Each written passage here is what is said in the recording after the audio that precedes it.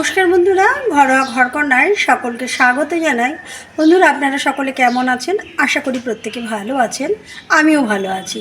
তা বন্ধুরা, আজ আমি একটা অন্যরকম রেসিপি নিয়ে এসেছি। অন্যরকম বলতে মটন রেসিপি নিয়ে এসেছি, মটন কষা করব। তা মটনকে আগে সবার প্রথমে একটু ম্যাগনেট করে দিতে হবে। আমি এখানে গোলমরিচ, এখানটায় এই হামানদিস্তাটায় গোলমরিচ মানে শুকনো খোলায় ভেজে একটু ক্রাশ করে নিয়েছি, সেটা দিয়ে দিলাম। একটু লবণ দিয়ে দেব, পরিমাণ মতন একটু লবণ দিয়ে দিলাম, আর টক দই দিয়ে দেবো। এই টক দই দিয়ে আর লবণ দিয়ে আমি খানিকক্ষণের জন্য ম্যাগনেট হতে দেবো। বেশ খানিকক্ষণ বলতে 1-1.5 ঘন্টার মতন ম্যাগনেট হবে। এভাবে আমি করে নিয়ে ঢেকে রেখে দেবো। সুন্দর করে মাখিয়ে নেব, শুধু লবণ, গোলমরিচের গুঁড়ো আর দই, এটা দিয়ে আমি ম্যাগনেট করে এখন ঢেকে রেখে দেবো। বন্ধুরা, এবার আমি ঢেকে রেখে দেবো। আর এই মটন কষা করতে গিয়ে আমি কি কি মশলা দেবো, আমি যেহেতু সাজিয়ে করি, তা আজকে আর সেটা করছি না। আমি রান্না করতে করতে আপনাদের দেখিয়ে দেবো কেমন। বন্ধুরা, এখন আমি ঢেকে রেখে দিলাম।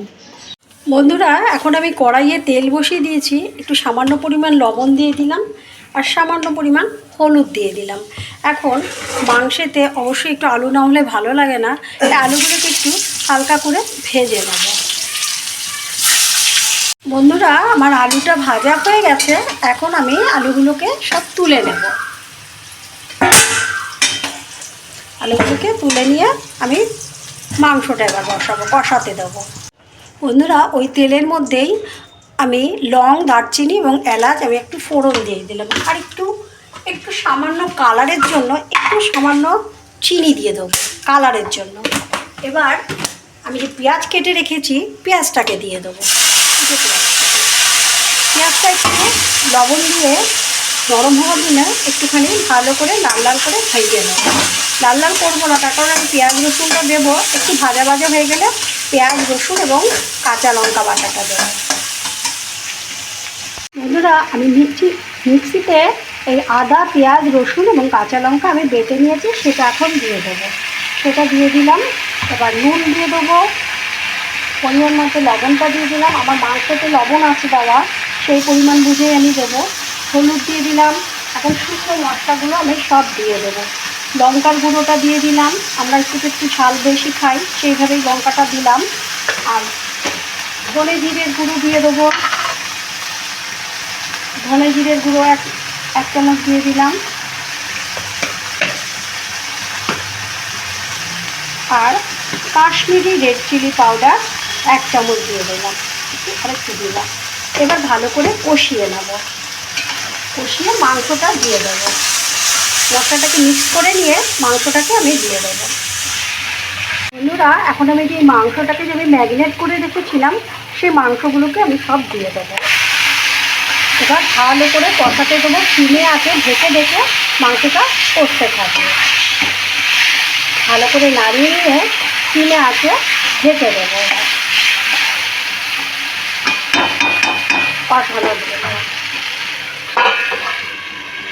বন্ধুরা, এবার আমি ঢাকনাটা তুলে দেখবো কতটা কষেছে। এখন আমি যে ভেজে আলুগুলো রেখেছিলাম, এই আলু ভাজাগুলো আমি সব দিয়ে দেবো। আর মাংসে আলু না হলে সত্যি কথা বলতে কি আমাদের ভালো লাগে না, আমরা আলু ছাড়া খাইও না, তাই আলুটা দিলাম। হ্যাঁ, আলুটাও একটু সেদ্ধ হতে হবে মাংসটা কষা পর্যন্ত। যদিও আমি কুকারে দেবো, মাংসটা কষানো হয়ে গেলে এখনও আমি আবার ঢেকে দেবো।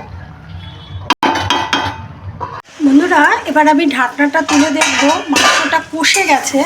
হ্যাঁ, এখন আমি একটু বেশ ভালো করে সেদ্ধ হওয়ার জন্য আমি এই কুকারে ট্রান্সফার করবো, কিন্তু আলু দেবো না, আমি মটনটাই আমি দেবো। আলুটা গলে গেছে একদমই।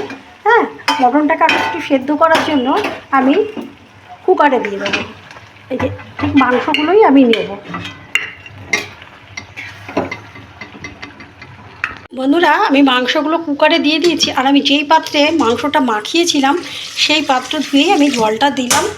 আমি সামান্য যতটা আমার জল লাগবে, ঝোল রাখবো, ঠিক ততটাই আমি ঝোল দেবো। আর মটন একটু ঝোল ঝোল হলে বেশি ভালো লাগে, ঠান্ডা হয়ে গেলে একটু থকথকে হয়ে যায়। এবার আমি আটকে 4টে সিটি দিয়ে দেব। গ্যাসে বসিয়ে দেবো এবার। বন্ধুরা এখন আমি এই আলুগুলো যে আমি তুলে রেখেছিলাম সেটা দিয়ে দিলাম। সেটা দিয়ে একটু ফুটে গেলে আমি গরম মশলা দিয়ে নামিয়ে নেব। আর একটু ফুটে গেলে বন্ধুরা আমি যে কুকারে দিয়েছিলাম, হ্যাঁ, 4টে সিটি দিয়েছিলাম, সেদ্ধ হয়ে গেছে। এখন আমি এই কড়াইয়ের মধ্যেই আবার ঢেলে দেবো। আর বন্ধুরা আমি আলুটা তুলে নিয়েছিলাম, তার কারণ আলুটা বড্ড সেদ্ধ হয়ে গেছে, একদম গলে গেলে ভালো লাগবে না, এই কারণে এখন ভালো করে ফুটিয়ে নেবো। আলুটা আমি পরে দেবো আবার। বন্ধুরা আমার এই মটন দিয়ে ঝোল আমার হয়ে গেছে। আমি একটু ঝোল রেখেছি, তার কারণ ঠান্ডা হয়ে গেলে এটা শুকিয়ে যাবে। আর বন্ধুরা আমার এই রেসিপি যদি ভালো লেগে থাকে অবশ্যই আমার পাশে থাকবেন, সবসময় ভালো থাকবেন। আজকের মতো শেষ করছি, আবার নেক্সট ভিডিওতে দেখা হবে। ততক্ষণের জন্য বন্ধুরা ভালো থাকুন, সুস্থ থাকুন। আর বন্ধুরা আমার ইউটিউব চ্যানেল ঘরোয়া ঘরকন্যা নামে আছে এবং একটি পেজও আছে ঘরোয়া ঘরকন্যা নামে, প্লিজ একটু ফলো করে দেবেন। ইউটিউব থেকে দেখলে ফলো করবেন, সাবস্ক্রাইব করবেন, এবং পেজ থেকে দেখলে একটু ফলো করে দেবেন। কেমন বন্ধুরা, আজকের মতো শেষ করলাম। বন্ধুরা এবার আমি ওপর থেকে আমি যে মশলাটা যে বানিয়ে রাখি সেই মশলাটা আমি দিয়ে দিলাম। এর মধ্যে সমস্ত রকম মশলাই থাকে, দিয়ে দিলাম।